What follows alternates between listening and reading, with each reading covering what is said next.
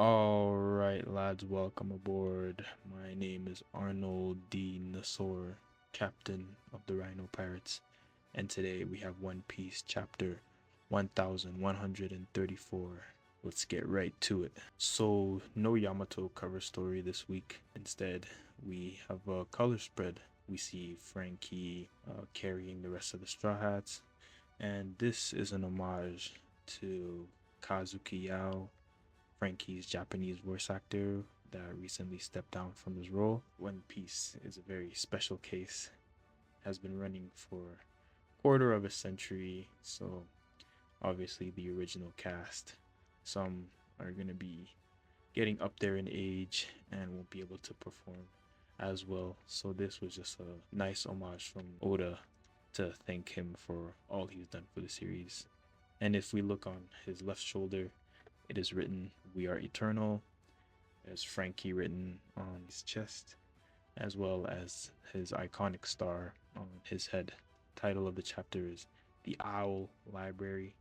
And we see Luffy introducing himself to Saul using this Yakuza dialogue. And for Luffy, this is very strange, as he doesn't normally speak like this. Even the rest of the crew acknowledge that this is not something that Luffy does. But I personally believe that he may have gotten this when he saw Jinbei joining the Straw Hats again when they were about to start their raid on Onigashima. And so I'd like to believe that he just wanted to copy Jinbei and thank Saul for once again protecting Robin for that entire time. Now Saul says he knows Luffy already. He knows of Luffy. Luffy's quite a notorious pirate at this point. He's pretty much known by everyone in the world. He's done a lot of things in the past 2 years. And so Saul knows of him and of his adventures. Probably not all of it, but he's very, very aware of who Luffy is. And then Lilith quickly jumps up to greet Saul. But Saul doesn't recognize who this is because she's never seen the Lilith satellite. And so Lilith just tells her that she is Vegapunk. He's surprised because obviously he's never seen the female Vegapunk.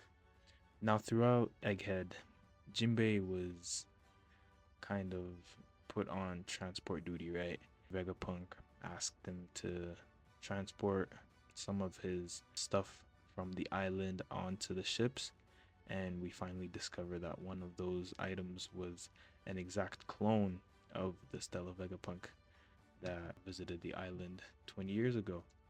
The one that met up with Dragon and they had their conversation.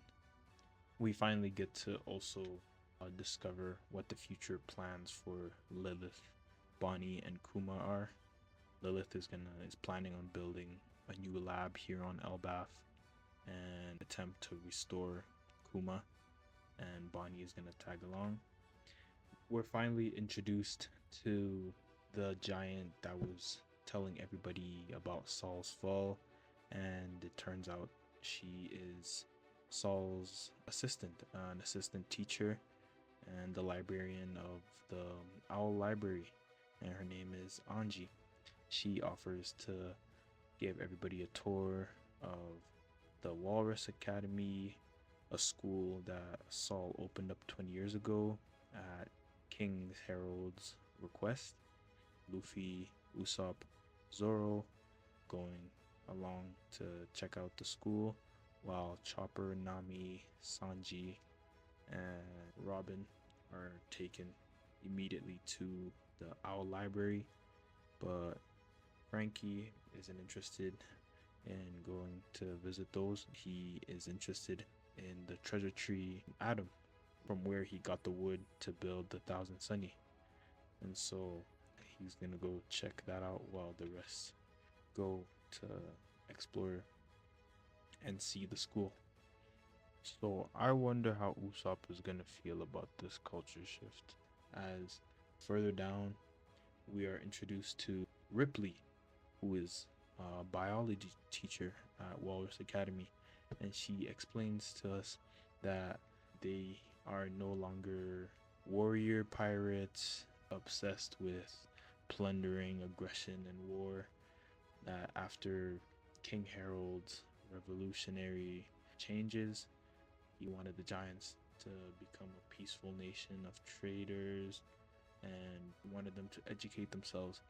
Now, not everybody agreed with his philosophy, and Anji finally reveals that his own flesh and blood, which is Loki, killed him.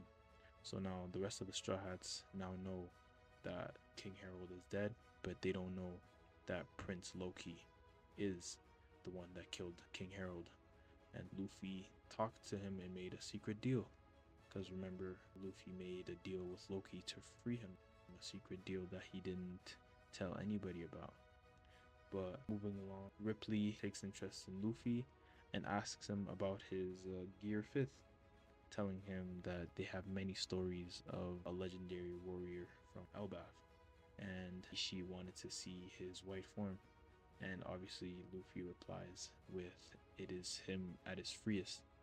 And I wonder, it could be possible for Luffy to just transform and have fun, right?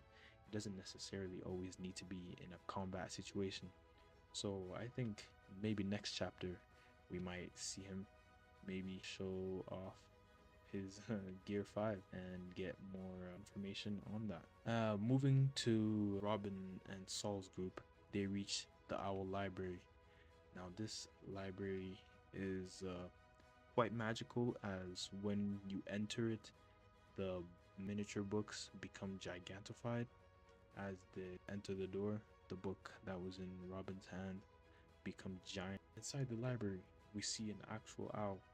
Now, I wonder if the gigantification is the doing of the owl, because San Juan Wolf, one of Blackbeard's Titanic captain, he has the giant devil fruit.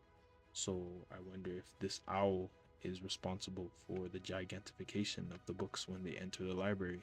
We see O'Hara's will continues to live on in this huge and beautiful library with all the books that Saul and the rest of the giants managed to save.